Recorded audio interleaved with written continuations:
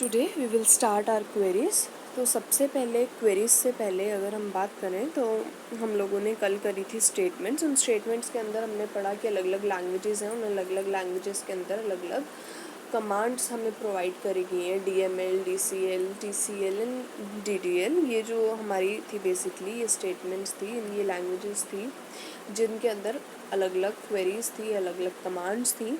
तो अब हमने उन्हीं को एक एक करके पढ़ना है। तो वी विल स्टार्ट। मैंने यहाँ पर एक एग्जांपल लिया है जिसमें कि मेरे पास डाटाबेस है कंप्यूटर DD करके, और उसके बाद मेरे पास दो टेबल हैं इसके अंदर। एक कस्टमर टेबल है, दूसरा प्रोडक्ट टेबल है। जो मेरा कस्टमर टेबल है उसके अंदर 5 फील्ड्स हैं, that is ID, name, age, address and salary. और जो मेरा प्रोडक्ट टेबल है उसके अंदर मेरी 3 फील्ड्स हैं, that is product ID, product name and price.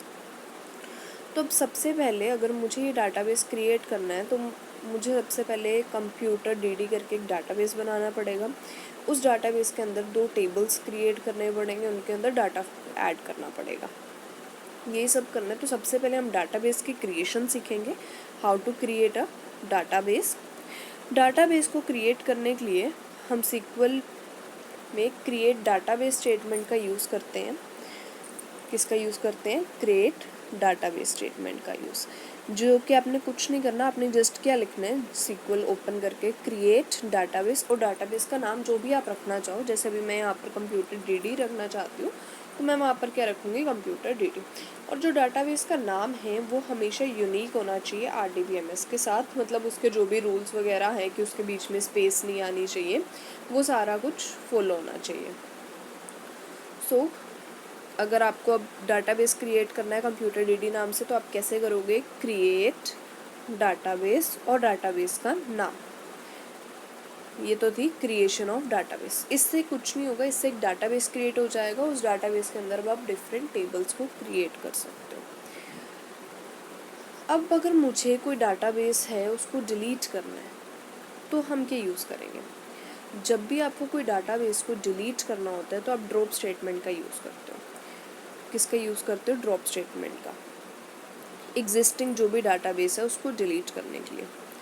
Basically जब भी आपने डिलीट करना है, ध्यान रखना है कि आपका कोई भी अब ऐसा इनिशियल डाटा उस डाटाबेस के अंदर ना हो जिसकी कि आपको ज़रूरत इन फ्यूचर पड़ सकती है।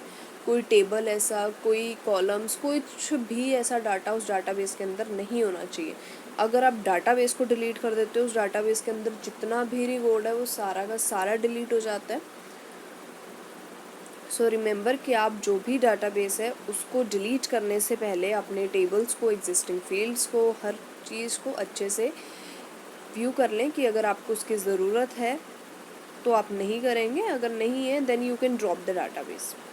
तो अब डाटाबेस को ड्रॉप करने के लिए हमारे पास सिंटेक्स क्या है? बेसिकली हमने क्या लिखना है? Drop database and then database का नेम। अब मुझे जो मैंने अभी डाटाबेस क्रिएट करा था कंप्यूटर DD, मुझे उसी को ही डिलीट करना है। तो अब मैं क्या करूँगी? मैंने यहाँ लिखा ड्रॉप डाटाबेस कंप्यूटर DD।